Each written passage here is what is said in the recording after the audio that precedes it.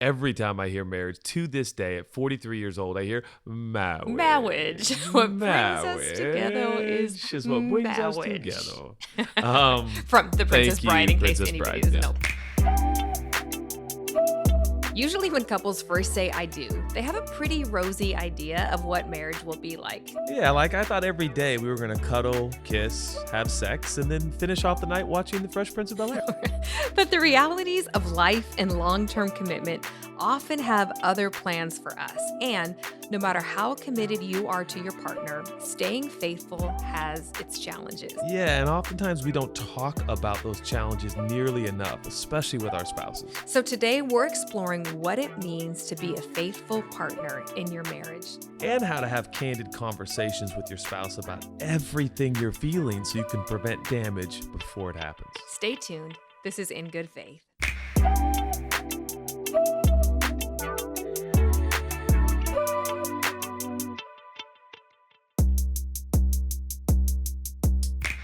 All right, I am very excited about our topic today on In Good Faith. Yes. And I would argue it's potentially the most vulnerable topic Agreed. we've ever talked about.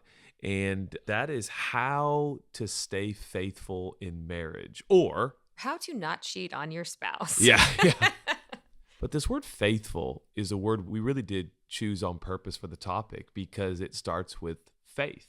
And I think for us, being faithful has a intrinsic connection to our faith. Yeah. But it's certainly a significant part of our marriage story and our trajectory these last 22 years. And it goes all the way back to the summer of 98. Actually, it was the summer of 99 when you asked to marry me.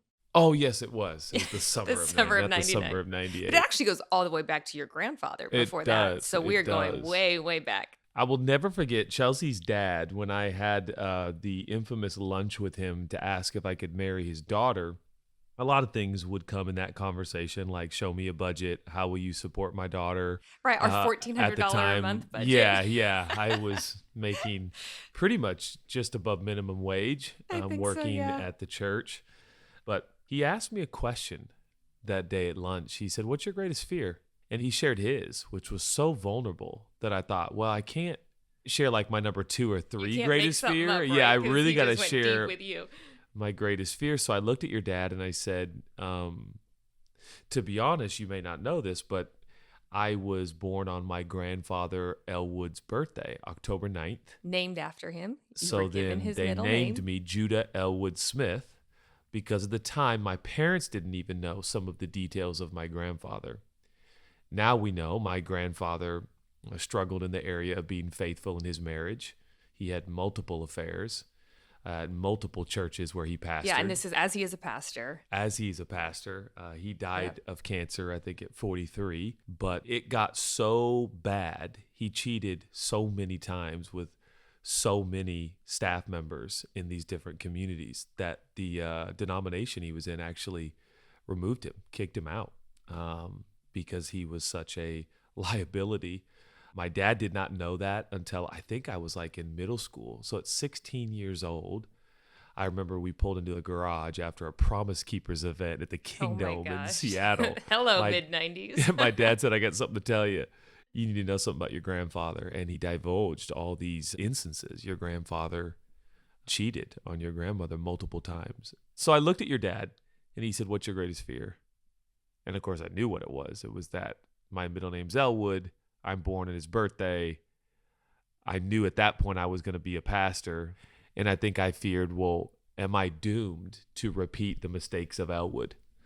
And your dad looked at me and said something that Which, has by the forever way, changed my life. Is so courageous for you to tell the man you want to be your father-in-law that my greatest fear is that I'm going to cheat on your daughter. Yeah, well, like, Pretty but impressive. remember, like, he was so vulnerable with his. It was so deep and so real. Things I didn't even know about your dad and some of the things he struggled with. And I was like, whoa.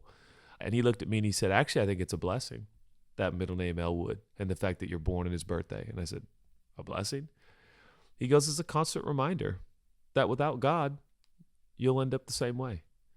For those listening that like, oh, I don't even believe in God. Well, at least understand the perspective I am constantly aware of my fragility and the reality of Yeah. And my normal human condition. And so we have built in over the years, for 22 years, a practice together so that neither one of us do that, because that's not the life we want and that's not who we are. yeah. Well, and let's be honest, your grandpa had God too. So I don't think God is the ultimate cure all for not being a cheater. Yeah. I want to clarify something here. I don't think Grandpa Elwood was vulnerable and open and honest, but I think it has produced in me a public acceptance of, hey, my name's Elwood. I was born on his birthday. I'm not going to be that man. And you know what's amazing is actually looking back over 22 years of marriage and realizing that what my dad said is true.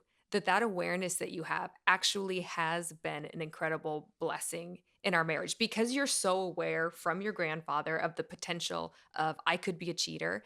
It has opened up for us the ability to have conversations about how to be faithful, how to not cheat, how to do all these things without me feeling like I'm a bad person or you feeling like you're a bad person, but we're actually in this together to have these conversations. But when we say faithfulness, when we say cheating, what does that mean to you? And I guess, did we ever talk about what that definition is? Or did we just kind of assume that we both know that meant having sex with somebody else? Do you remember? Well, no, I think there's been a consensus between us that even getting emotionally involved, if you and I are privately involved in texting or emailing or calling, for us, someone of the opposite sex, which we're attracted to, and that would even cross some lines that we wanted to avoid. Yeah, I just think the things that I've given to Yeah. you, my body, the intimate places of my heart, my deep Exactly. emotions, they're only yours. I miss you when you're gone. To me, faithfulness is those things that I have given to you, I still keep only to you. Yeah. Does that seem like That's a great definition. One I thought we had already made after 22 years, but I'm glad we're doing it now, Yeah, on our podcast. This is Well, fantastic. and I think that can be an interesting point of conversation for couples too, is hey, what does that mean for us? What does that mean to you? Because of course there is this very strict definition of not having intercourse Right. with somebody else. Right. But there is actually so much more to faithfulness than just that very narrow definition that I think couples need to come and agree upon together. But I think there was just a mutual understanding. Yeah. We were really blessed that both of our parents stayed married. Your parents for 40 years until your dad passed away. My parents just celebrated 50, almost 52 years of marriage. And so it's interesting. I think because Yeah. we've seen an example of faithfulness, it maybe didn't necessarily have to be defined, but our experience is pretty rare that way. Huge head start in life, and a huge head start if you're out there and you want to be faithful in a relationship or a marriage. We have to own, Chelsea and I, that being so close in proximity to faithfulness. In close proximity to faithfulness and unfaithfulness with your grandpa, with other couples, like we've Yeah. got to see both. And I think that's really helped us go through the awkwardness of the many, many conversations that we have had over the past 23 years. The things that we've talked about have been awkward and hard and not easy always, but the awkward conversation is so much better than the results of actually being unfaithful and cheating. Absolutely.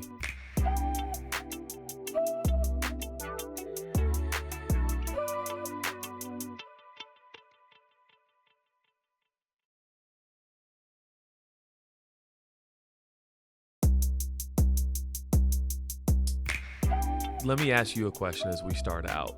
What role does faith play in being faithful? Recognizing that many people listening don't share the same faith, but for us, it's so paramount. You know, when I think about your grandpa in the era of the 50s and I think of faith, I think of a lot of silence and secrecy around sex and sexuality. It wasn't a super open topic in my family growing up in the 80s, but something happened, I think, for us in our generation, in our era, that either we were going to talk about sex and talk about it openly, or we just weren't going to make it and we weren't going to be able to be faithful. And so when I think about our faith, the personal relationship I have with Jesus says that he loves me unconditionally, says that I'm forgiven of every wrong that I've ever done. And so the goal is that removes shame from any of my behavior in life. And so I feel that the removal of that shame for me, and knowing that no matter what you think about me, no matter what you feel about me, I have a relationship with my Creator through Jesus, that I am fully loved, fully forgiven, and fully in right standing with God. And so to me, that has actually taken away the shame so that I could have open, honest, real conversations with you. The second thing is because our faith teaches us about forgiveness, teaches us about acceptance. I have to believe that you're righteous too. I have to believe that you are in right standing with God. And so when you and I have had to have conversations of, man, I just checked out that girl. I think that was hot. I think I've gotten a little emotionally, all the conversations that we've had that hopefully Yeah. we'll get into. I couldn't put shame on you Mm. because our faith tells us God never uses shame on us. Wow. And so we can never use shame on each other. I can never use it on you. I can never use it on our kids. I can't use it on our best friends as a tool to try to manipulate behavior. And so for me, it's really that removal of shame that has been a significant instrument. How about for you? Yeah, so I just want to reiterate, I think that's so profound. I think a shame-free environment is maybe one of the great preventative aids in this whole process, because I think religion, tradition, customs of evangelicals and Christianity in the past, for you even to admit that you're attracted to someone, there was shame there. In my grandfather's case, who I never met, I'm sure there was a lot of secrecy due to what would be shunned and shamed if he actually, as a quote unquote preacher man, shared that he's attracted to women in the church. But boy, how much less painful it would have been for Elwood Right. if he could have said, hey, I really want to sleep with my assistant, as opposed to he just ended up doing it and not really telling anyone. So thank you for saying that, because I think there's a sense that you're not going to use shame and I'm not going to use shame so that we can continue the conversation. Even though we've always had conversations about, hey, this could be a reality. We're human. You're a man just like any other man. I'm a woman just like any other woman. Do you remember when we were with our marriage coaches, Les and Leslie, who've been on this podcast? We love so much. And we were just talking about things that we're facing and dealing with. And remember when Les looked at you and said, Judah, do you feel like it's wrong to find other women attractive or to be attracted to other women? It was such a dramatic moment. Do you remember what your response was? Yeah, well, of course. I mean, you're saying, do I remember because you want to make it dramatic for the podcast? You look like I don't remember. That's like asking, do you remember when your kids were born almost, because it was so groundbreaking. And I dropped my head unknowingly, just dropped my head and didn't answer. Les and Leslie acknowledged like, whoa, your head just dropped. And it was like, oh my word. There's the answer. Yes, I did believe that it was somehow wicked, almost truly bad and wrong to find someone attractive. And so when I did, most days of my life, finding people I'm not married to that I'm attracted to, I just kind of told myself, that's bad. Don't be bad, and move on. And that's not sustainable. And so I think what Les and Leslie begin to inform us is actually what takes the power away is when you verbalize it to each other. And obviously there's excessiveness there where it's like every single person, you're like, wow, beautiful. Oh, hot. Oh, sexy. Oh, wow. It's like, okay, we're walking through an airport. This is getting out of control. We could never actually have a dinner. Yeah. Right? But the role of faith for me, first of all, God is so gracious. He's so long-suffering. He has been so patient with me that it motivates me. I think there's a sense of gratitude that I have you in my life, a sense of gratitude that I get to be married to you. An old preacher taught me one time that affairs begin with taking each other for granted, not being grateful anymore for the love of your life. That is a big part of the message of Jesus and the way of Jesus, that there's this gratitude every day, like, wow, I get to be married to you. I was just in Atlanta for 2.5 days without you and with my closest friends in the world, but I articulated multiple times how beautiful you are, how much you mean to me, how smart you are, and just practicing gratitude. And that's really informed by who our gracious, wonderful God is. But I think my motivation has changed a little bit. I must admit, and this is embarrassing, that I felt like at the end of the day, I'm not going to cheat on you because I would grieve God and God would be mad. I don't think that anymore. Yeah. I think I don't want to cheat on you because I would grieve you and you would be mad. And I don't want that. You're human. God is divine. He forgives. He loves. In fact, he already knows what I'm going to do before I do it. And so what motivates me now is that I've been given this gift. You're the greatest gift I've ever received. other than a reconnection to the divine. I've been made right in my relationship with God. Other than that, my relationship with you is the greatest gift I've ever received. And I don't want to jeopardize that. I don't want to hurt you. I've hurt you in different ways. Those are the worst days. Oh, the worst. The I mean, I'm worst thinking when ways. I've hurt you. Yeah. I mean, I'd It's rather the hurt worst. myself than hurt you. Totally. Our view of God has grown and changed over the last 22 Yeah. years. Thank God my Thank view God. of you has changed. And it's interesting to think how our view of God has evolved and developed our motivation for why do we do any of the things that we do in life, you know, Yeah. let alone being faithful to each other. But even before that, even in our early years, we've always had open, honest conversations about, hey, Chelsea, I'm really struggling with thinking about other women. Hey, babe, I'm really dealing with just this pull to want to have an affair. It's been a very honest part of our marriage. I think a lot of that goes back to that conversation with your dad. I feel like we have seen each other on the same team for keeping each other faithful. Yeah. It's not I'm on my team to keep myself faithful Yeah. and you're on your team. We're on the same team for keeping each other faithful. How would you describe that that's played out over the years? First of all, I think we've treated it as there's been no assumption. There's been no guarantee. Let's go out there as a team and let's win the day. Let's be who we are today. Let's be faithful today. And I've always known that you were on my team. I remember probably one of my earliest memories is we were youth pastors for a decade and we worked at the University of Washington a lot. We had services there late at night. Those were fun days, nights. yeah. Yeah. Would the service start at 9 or 10? 9. Yeah. Great days before Great kids. days. Could stay out late. Oh my gosh, we had so much energy. Right? But I remember coming home to you saying, and I actually can't even remember what she looks like, which is a good sign, or what her name was, but there was a college girl. And at the time, good things were happening at the UW. We were in this amazing lecture hall. You and had it really was, cool spiky bleach blonde hair. Oh You were my so God. handsome and I was so wearing cool. that old brand Modern Amusement, like I'm shouting out brands now. But I was getting a lot of attention from a few pretty college girls who were pretty excited about what we were doing. And I just came home, or maybe in the drive home, Yeah, just open and conversation just the said, whole babe, way. I keep thinking about this girl and she gives me attention. And You could just tell the vibe. You could yeah, tell I was that enjoying it. I was liking it. you were getting Energy. emotional energy. That's right. I was getting energy from it. from And was the kind of looking attention. forward to getting more of it. And that was like, oh, wait a minute. This is a slip and slide. Man, that looking To an forward affair. to is such a key. That when you find yourself looking forward to that attention, even if it's a meeting with a work colleague, and I find myself making this presentation hoping to impress this person, just that awareness is so important. But I remember when you and I had that conversation, and I wanted to make that moment about me. I wanted to make it about what? Am I not pretty enough? Is she prettier than me? Am I not Wow. giving you enough attention?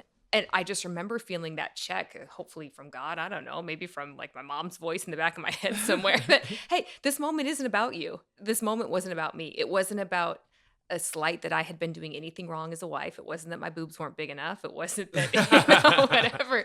It was just, you are just a normal human man facing a normal human man experience. And you wanted to invite me into that experience with you. And that was such a moment for me. Was I going to be your teammate about this, or was I going to just be on my team and make this moment about me? And I wonder if I would have done that back then, if that would have shut down so many of the conversations we've had between now and then. Yeah. At least once a month, you and I have a conversation along the lines of Feeling tempted, or I feel tired, or that just sounds nice, or an escape. an escape. And Yeah. a lot of times it's got very little to do with our sex drive or lust. It's got more to do with just being weary, tired, and looking for an exit. And that for me, when you and I first took over leading the church from your parents, and I had 3 kids, Grace was baby nursing, hormones crazy, all of a sudden we had this new pressure of this brand new job responsibility. And for us also has been a motivation to be faithful in our job. There Yep. are requirements in the Bible, not for our right standing with God, but for our position of leadership within the church. Yeah. Being faithful to your spouse is just one of the non-negotiable Yeah. requirements in the Bible, at least the way we see it. But the pressure that we were facing in life on so many fronts, your dad was passing away of cancer. He was dwindling before our eyes. I mean, I just felt myself at times wanting to just drive to go pick up a guy, check him out, and go have an affair. And I don't think I put it together right away, but knowing eventually that that was a way out. It's like somewhere in the back of my subconscious, I knew that would be a way out of all the pressure we were feeling and facing. Yeah. And of course, I knew that would bring a whole lot of pain that I didn't Right. want. But for me, the courage to have that conversation with you and just say, I don't know what is going. I mean, just don't even let me go driving out in the middle of the night. Like, don't let me go driving late at night. I'm trying to find. It doesn't even mean a hot guy, just a willing guy, just to give And so me. I held you in my arms all night. Like, no, I don't know if I did that. But we just kept the conversation going. And it's funny because when I admit it or you admit it, we both are like, oh yeah, okay, I understand. And thank you for telling me. And now I can know where you're at and be a really, really good team member. Yeah. And then we can be on that same team together. And that's always been so helpful and so beneficial.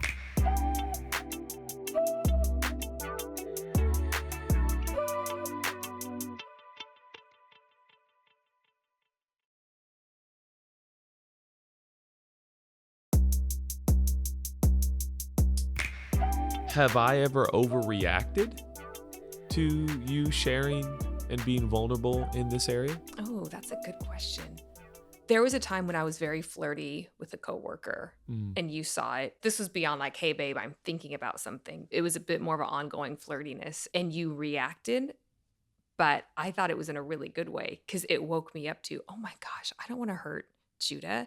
It wasn't an anger reaction. It was a hurt reaction. And again, something that I said I was going to give to you and get from you, which is that emotional energy, that feeling that I'm a sexy woman that I'm supposed to get from you. You know, I was kind of getting from somebody else and you reacted, but I think it was actually the reaction I needed was to see the hurt in you and realize I don't want to hurt this man that I love so much, so desperately.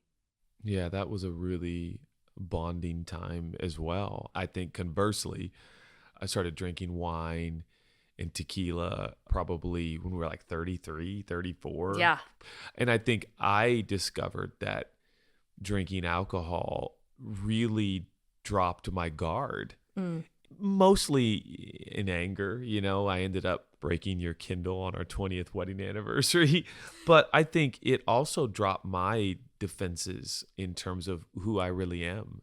By the grace of God, it never got to the point of no return by any means, but recognizing my own behavior, where my eyes went or where a joke went. And you're just like, wait a minute. So I stopped drinking. And I think almost 2.5 years. And it's improved my life significantly, to be honest. I will drink again, I believe, in our older years in the desert or in Italy somewhere. But we've been able to identify, I think you were really tired, exhausted, and overwhelmed in the season you're referencing, whether it's flirty with a coworker or whether it's I'm going to get in a car and I'm just going to drive. And as silly as it sounds, I think one of the great preventative works we've done in our marriage is getting away together.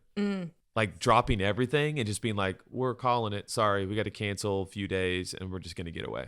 Yeah, and we're fortunate enough to have that flexibility in our jobs. Very fortunate. We've been the bosses, Talk about it. So we can do that. I also think we've set boundaries in place. Like you stopping to drink has been one of those boundaries. I think of so many of the people that we know who have done things that they've ended up regretting. Alcohol has been involved. Yeah, it seems to be the common denominator, unfortunately. Although I still drink, which I'm grateful for. But we have some boundaries in place. And I don't know if it's our specific boundaries that work, but it's the fact that we've had open, honest conversations that has led us to putting boundaries in place that are flexible and changeable, but that you and I agree on, and just getting some practical measures in place to stay faithful to each other.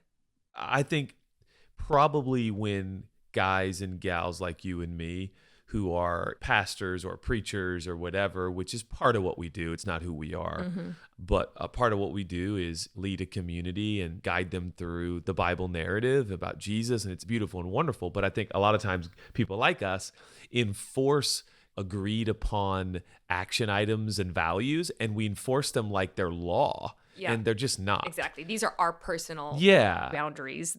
I was just in Atlanta and I didn't go by myself. I was there with one of my best friends, and we were together the entire time until we went to bed in our separate hotel rooms. I left having a burger and fries and said, hey, I'm going right to my room.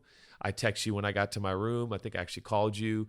And to be honest, I find a great comfort in you knowing where I am.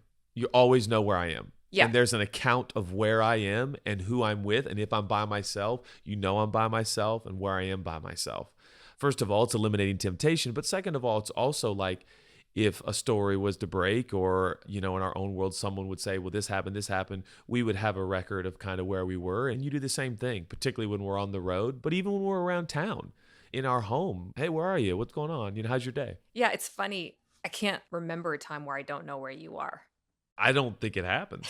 I literally don't think it happens. You can always check my location. And that just eliminates a little bit of lure. That's like, oh, just no one will know. Okay, but speaking of phone, I think one of the boundaries that we have is our phones are both accessible to each other always. Always. We have each other's passcode. Like your grandpa had to have an affair with his secretary in the 50s.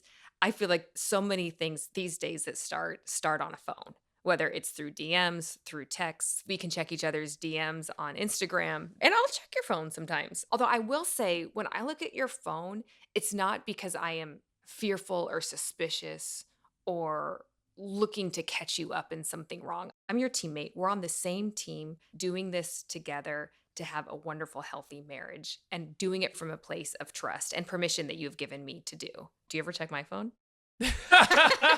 No, I don't, but you definitely check mine. But I think most of the time, I know you're going to check it, which is always a good thing. I think you're interested, too, in all the different combos I'm having. You're like, wow, this is crazy. I'm tired. No, I am so impressed with how many people you love, encourage, reach out to a day. And by the way, if the conversation ever gets private, I don't read it, But. Yeah. No, you're not reading, but you are just making sure that there are women that I'm texting, coworkers or friends or whatever. It's like, okay, is everything good? And that's always in the back of my mind, which is nice. If I stopped letting you have access to my phone, you'd be like, excuse me. Yeah. Right? You'd be like, all right, buddy. I'm calling less and less. Yeah, exactly. Exactly. It's interesting you say that because I feel like a lot of people feel that looking at your partner's phone, looking at your spouse's phone is a violation of their privacy, or it's toxic, or it's wrong, instead of feeling like it actually comes from a place of trust or being on the same team. Yeah, I've heard couples, friends, people, oh, you don't trust me? You don't trust me?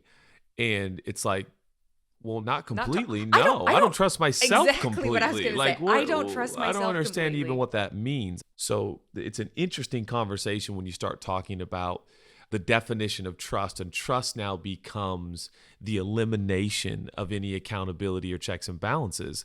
And I'm like, no, I just think that's an acknowledgement of humanness and a teammate wanting to help. But what would you say to a couple who she wants to check his phone and he doesn't want her to, or they can't agree on a boundary? One person feels like this is for protection. The other feels like you are intruding on my personal space and on my individuality, and you're not trusting of me. Well, I think you've got to see it as a withdrawal or an investment. Do you want to make an investment or do you want to make a withdrawal? And I think there's no perfect answer here, but you've got to assess if you're like, I don't want you checking my phone. Just know, whoever you are, that is a withdrawal in that relationship. It just is. As opposed to an investment, right? An investment of trust says, absolutely, check my phone. And I'm not saying that withdrawal, you can't check my phone, is like a surefire way to know you're not going to be faithful. Of course not. But that is not a deposit. That's a withdrawal. Yeah. And I think it even goes back to the blessing of that story of my dad with you and your grandpa, that our perspective has never been that if we love each other enough, we're not going to cheat. Right. We've always had an awareness that you're human, I'm human, and any thoughts, any temptations, that we are on the same team. You know, is another fun thing that we've done is we've said often, let's just have affairs with each other, and genuinely having weekends, having evenings, having sex lives that we are not bringing any work in. We're not bringing any kids in. We are just going away for the pure fun of having sex and having a sexy time together. I really like how you dress during those times. Like, we are not getting into this right now. You always dress well, by the way. I'm just saying, My mom's one advice before we got married was make sure you have sexy clothes to wear on vacation. I know. God, Marilyn, if you're listening, thank you. So Love great. you so much. It's really helped us. Like, everyone needs an affair now and again. So just go have one. We're like a sitcom sometimes. One night you're like, hey, I'm going to the bar. You have to pick up on me. It's hilarious and fun and awesome and sometimes super cheesy and awkward. But it has added so many fun stories and so much fun to our life. And while we're talking about this, I'm like, yeah, when are we doing our next affair? I know, hopefully soon. Speaking of affairs, we have walked with a decent amount of couples who have cheated on each other. Is there hope for those couples? How does the person who has cheated forgive themselves? How does the person who has been cheated on recover? Is Boy, there a I hope for mean, that relationship?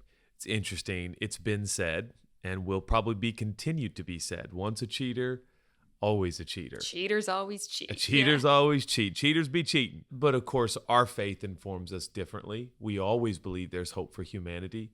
We always believe there's hope for damaged goods because we're living, talking, walking proof of that. You and I are damaged goods. Yep. Our story is that the grace of God has kept us from some things at this point, and our journey, it's so far from perfect, deeply flawed. But there are lines that I cross that if I do, things aren't ever quite the same. Mm-hmm. And that's just the way it is. That's life. And to a smaller degree, that's been true in our marriage in 22 years. There are certain things, it's like never quite the same. That could be season of life, but it could be decisions as well. And I crossed a line, I think, with alcohol. I got angry. I wasn't myself. And it was like, okay, that won't ever be the same really Yeah, again. yeah. And so in the case of our friends and loved ones and pastor peers who have crossed that line, our faith certainly informs, blanket answer, prepare yourself accordingly, that yes, there is life after. Now, we get into the nuances of should the husband give his trust back to his wife who cheated on him?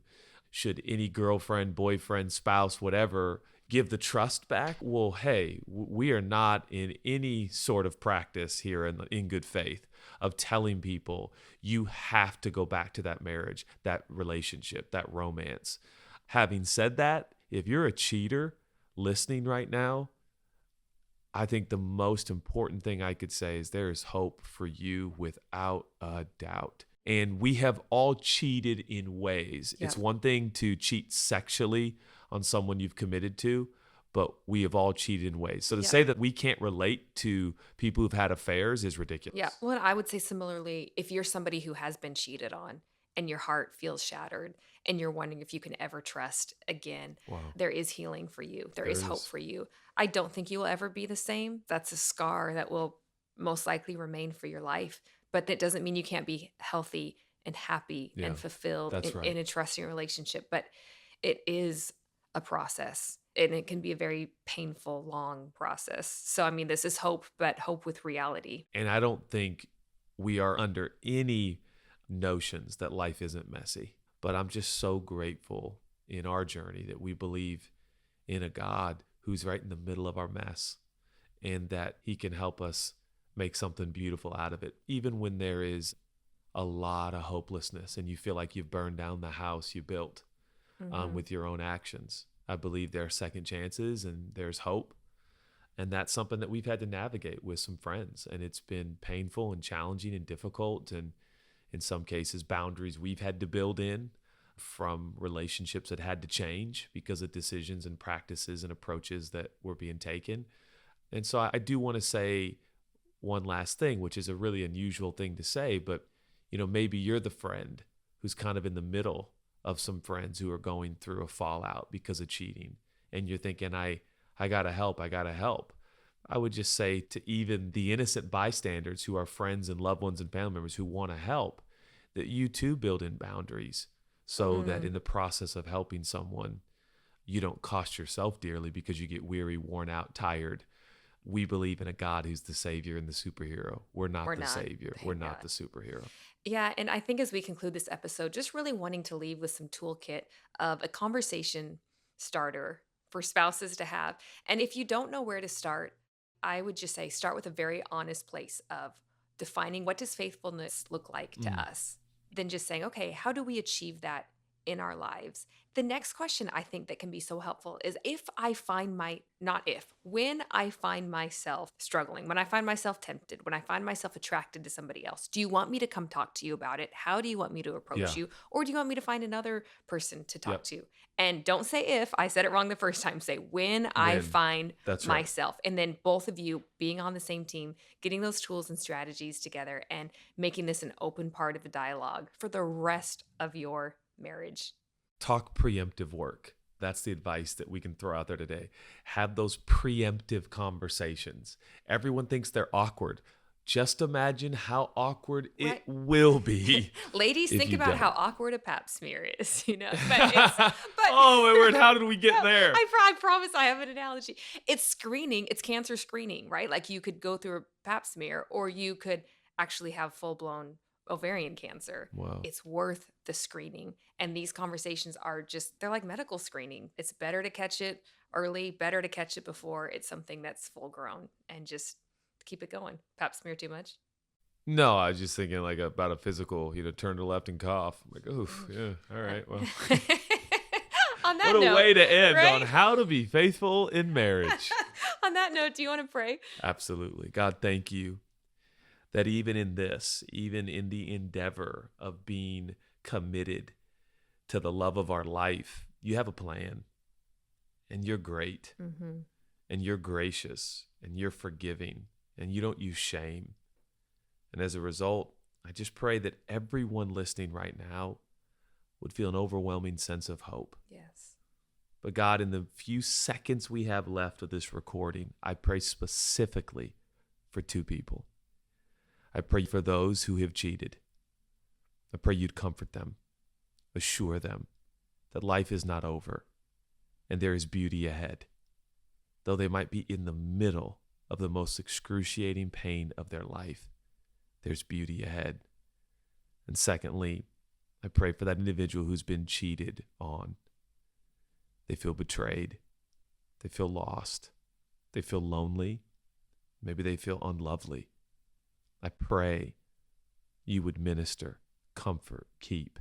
I can imagine even someone right now driving in their car, tears coming down their face. Will I ever have true love again?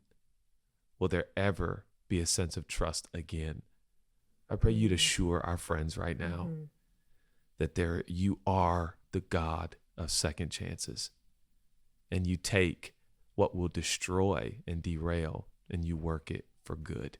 We thank you for this, and we ask you for this. Amen. Amen.